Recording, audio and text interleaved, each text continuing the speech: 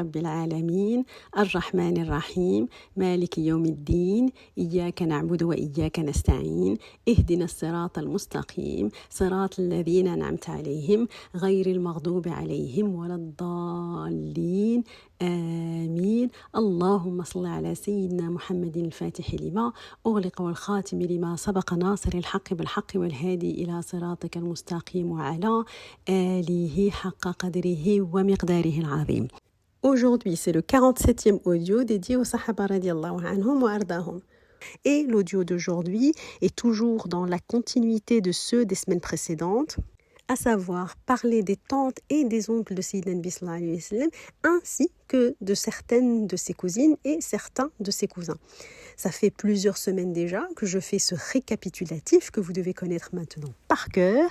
Et alors, on a parlé dans un premier temps des 7 oncles de Sayyidina Nabi sallallahu alayhi wa sallam qui n'ont pas connu l'islam, et on a parlé de quelques-uns de leurs enfants.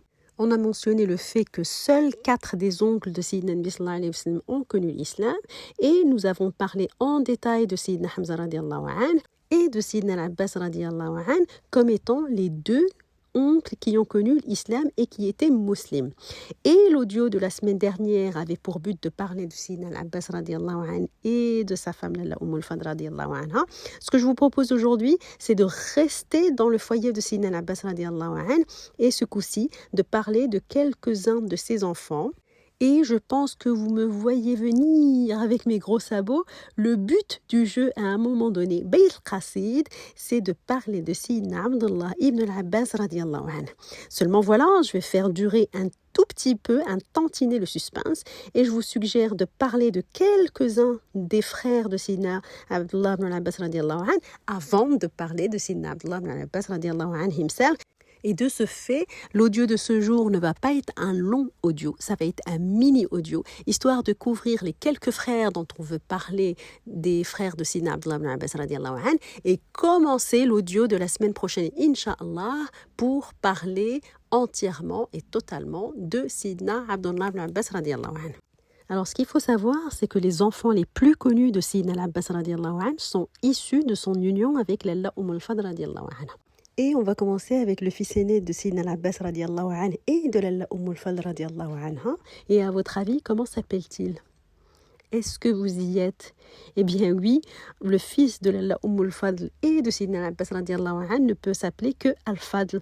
Et c'est pour cette raison que Lalla Lubab al-Kubra al-Hilaliya, eh bien sa kunya c'était Lalla al-Fadl, et Sayyidina Abbas radiallahu anhu, sa kunya c'est Abu al-Fadl.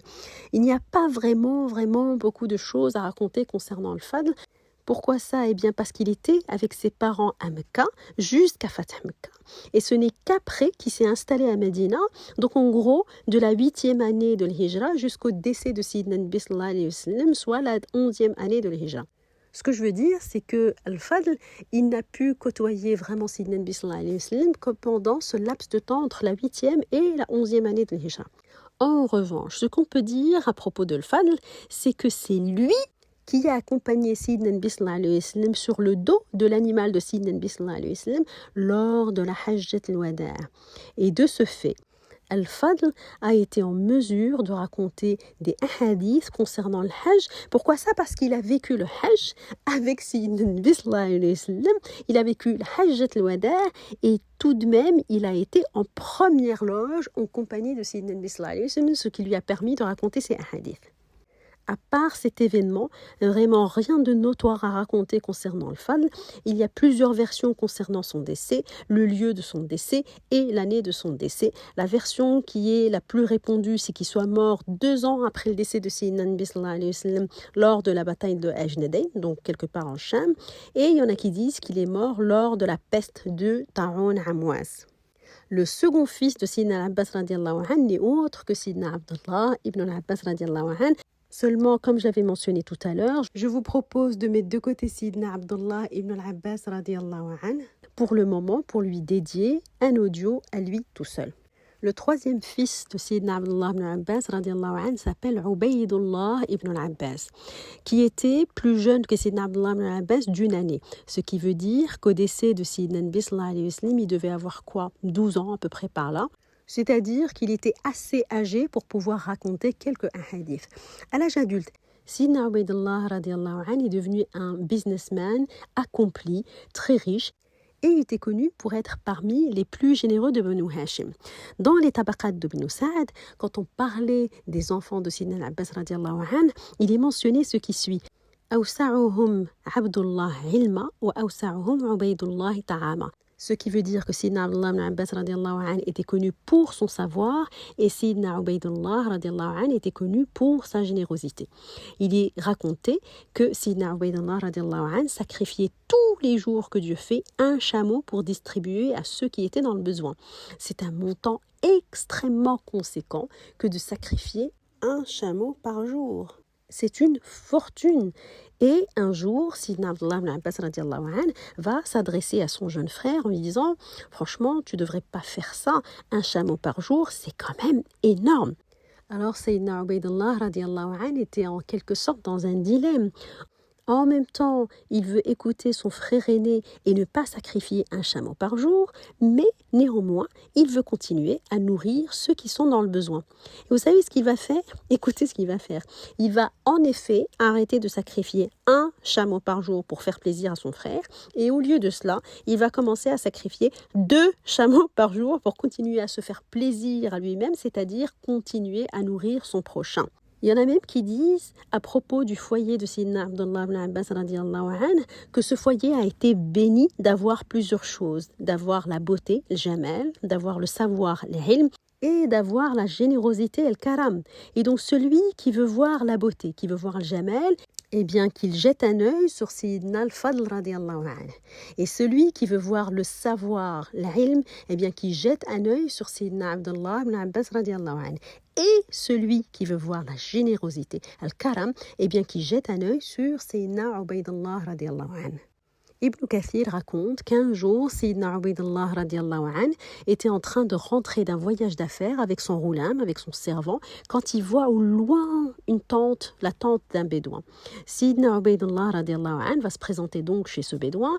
Il ne s'est pas présenté comme étant Banu Hashim, un grand marchand, non, il va juste dire « Je suis un voyageur, pouvons-nous, s'il vous plaît, passer la nuit chez vous ?»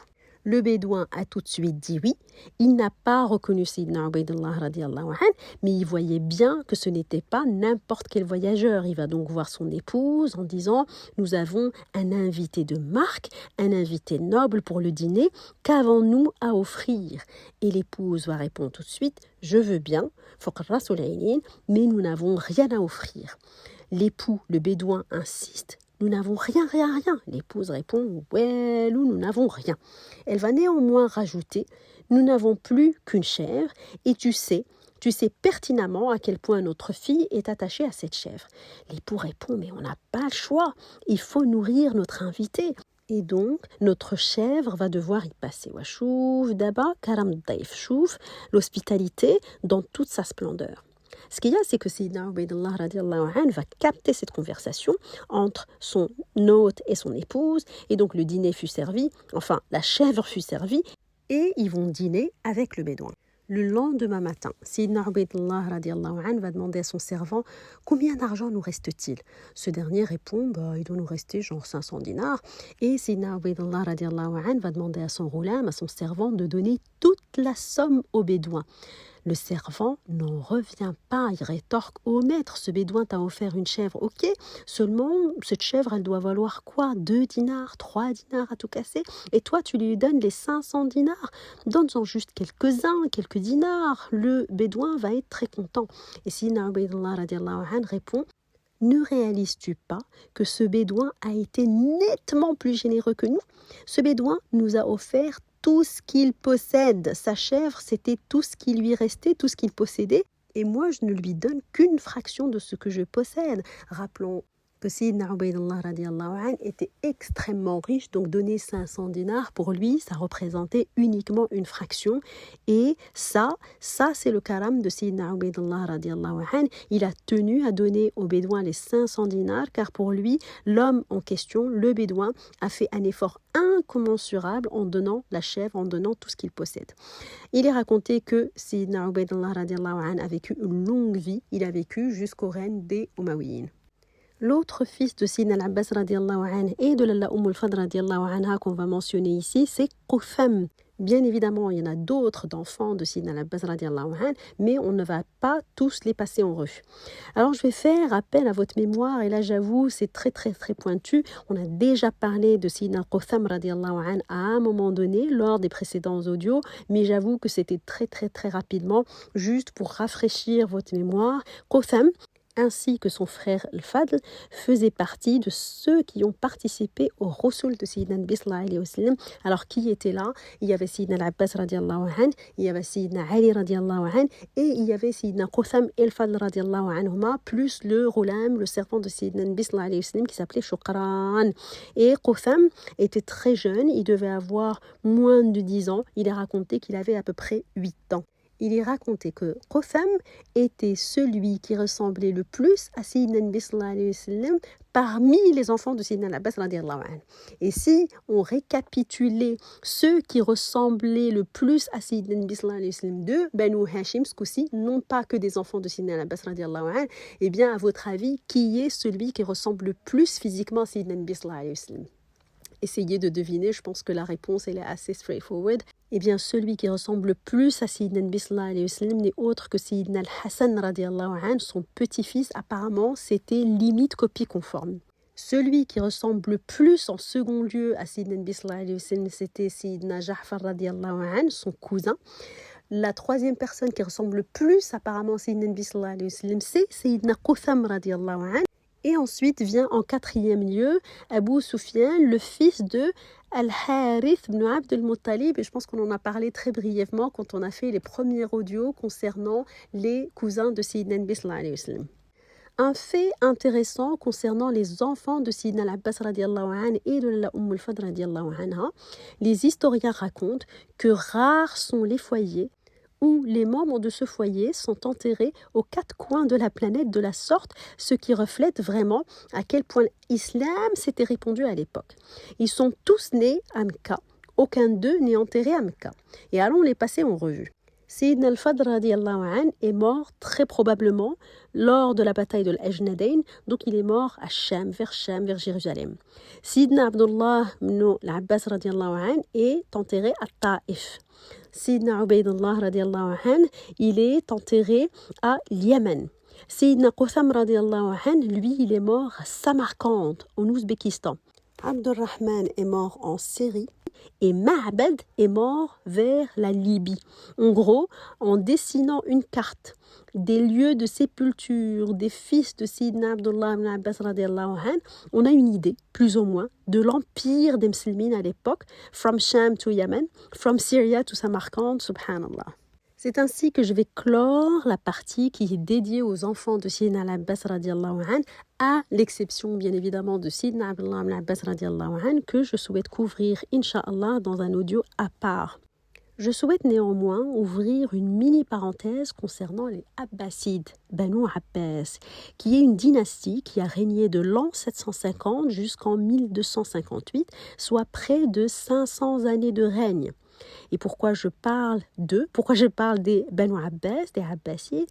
Eh bien, parce que le fondateur de cette dynastie n'est autre que l'arrière-petit-fils de Sayyidina Al-Abbas radiallahu anhu, d'où les Banu Abbas.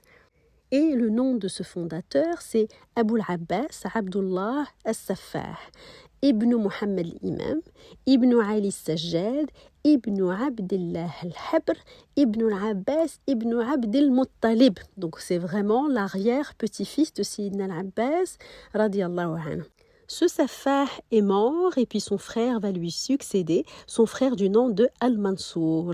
Et de ce fait, tous les khulafa abbasides, y compris Haroun al-Rashid, etc., sont de la lignée de Sayyidina al-Abbas radiallahu anhu. Ce que je souhaite dire, c'est que cette période a été une période où l'islam était florissant. Il était à son apogée dans un empire qui s'étendait de l'Afrique jusqu'en Inde.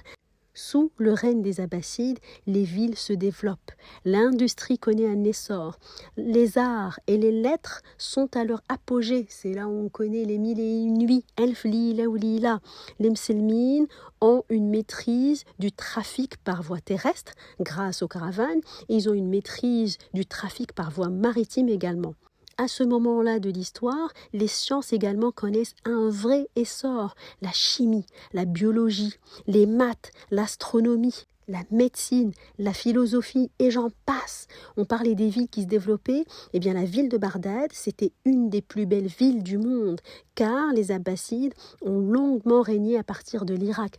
Bagdad était vraiment le centre du monde, une mégalopole de l'époque où près d'1 million de personnes y vivaient, là où des villes comme Londres ou Paris n'étaient pas encore si peuplées que ça. Les villes étaient même éclairées la nuit grâce aux lanternes.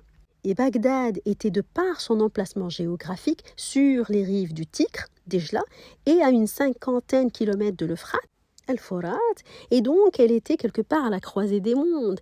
Elle avait une ouverture vers le golfe Persique et vers l'océan Indien d'un côté et vers la Méditerranée de l'autre. Bon, on avait dit que les Abbassides, que les Banu Abbas ont régné de 750 à 1258. La question qui se pose, c'est qu'est-ce qui s'est passé en 1258 ? Eh bien, il s'est passé que les Mongols sont rentrés en scène. Les Mongols ont pris Bagdad, qui a été mise à sac et brûlée. Hulagu Khan, le petit-fils de Genghis Khan, était à la tête de cette armée qui a mené le siège et qui a conquis la ville de Bagdad. Bon, ce qui va se passer, c'est que la dynastie abbasside ne va pas collapser totalement et définitivement à ce moment-là. Il va arriver la chose suivante. Il va arriver que les Mongols se sont fait attaquer à leur tour par les Mamelouks en 1260 lors de la bataille de Ain Jalut. Les Mamelouks ont tout de même réussi à pousser les Mongols dehors et ce qui va se passer, c'est que les Mamelouks voulaient devenir khalifas. Mais n'étant pas eux-mêmes ni musulmans ni arabes. Entre parenthèses, les Mamelouks, c'était comme une genre de milice formée par des non-musulmans, des Caucases, des personnes d'Europe orientale, des Slaves, des Russes, etc. Et bien donc, ces Mamelouks ne pouvaient pas se proclamer khalifa à la tête de la Ummah de l'islam. Ce qu'ils vont faire donc, c'est qu'ils vont chercher un homme de paille qui va jouer le rôle de khalifa. Et ce khalifa va être vraiment que khalifa de paille, là où les Mamelouks vont eux-mêmes tirer les ficelles, manier les ficelles à travers ce pseudo-khalifa. Ils vont de ce pas trouver un cousin des Abbassides, des Banu Abbas, qui n'a pas été massacré par les Mongols, et ils vont l'installer en Égypte, qui va devenir leur nouvelle capitale. Et ce nouveau khalifa de l'ère égyptienne, on va dire, s'appelle Al-Muntasir. Et voilà qu'une nouvelle lignée des Abbassides, des Banu Abbas, va commencer de 1261 jusqu'en 1717. C'est parti pour encore 250 années de règne. Et même si ce n'est pas un règne franc et massif comme l'était la période précédente, eh bien, les Abbassides, les Banu Abbas sont toujours à la tête de la Oumma à travers ce pseudo-khalifa. Et ce sont les Mamelouks donc qui mènent la danse, c'est eux qui tiennent le règne et manient les ficelles à leur guise. Seulement, ce que je suis en train de dire du point de vue de Sidna al-Abbas radiallahu anhu, du prisme de Sidna al-Abbas radiallahu anhu et de la lucarne de Sidna al-Abbas radiallahu anhu, sa descendance à lui, eh bien, ils vont être pendant quasi 800 ans à la tête de la Oumma jusqu'en 1717. Bon, juste pour la petite histoire, pour la beauté du geste et pour conclure ce récit, eh bien, qu'est-ce qui va se passer en 1517 ? Eh bien, en 1517, il va arriver que les Ottomans, les Othmanioun, vont rentrer en scène et Sélim Ier va prendre le pouvoir. C'est la première fois qu'un non-arabe est à la tête de la Oumma. Là, on vient de faire un grand tour dans le foyer de Sidna al-Abbas radiallahu anhu, de son épouse, la al-Fadl radiallahu anha, des sœurs de la al-Fadl radiallahu anha. Et aujourd'hui, on a parlé de Sidna al-Fadl radiallahu anhu, de Sidna Ubaydullah radiallahu anhu, de Sidna Qutham radiallahu anhu. Et bien évidemment, nous allons garder l'extrême plaisir de parler la semaine prochaine, Inch'Allah, de Sidna Abdullah ibn al-Abbas radiallahu anhu, de cet homme illustre, de cet homme qui va raconter un nombre assez impressionnant de hadiths. Donc je vous donne rendez-vous Inch'Allah la semaine prochaine et moi je suis très très très contente de couvrir Sidna Abdullah ibn Abbas radiallahu anhu la semaine prochaine Inch'Allah. Wassalamu alaikum wa rahmatullahi ta'ala wa barakatuh. Allahumma salli ala sayyidina Muhammadin al-Fatih lima أغلق والخاتم لما سبق ناصر الحق بالحق والهادي إلى صراطك المستقيم وعلى آله حق قدره ومقداره العظيم. والسلام عليكم ورحمة الله تعالى وبركاته.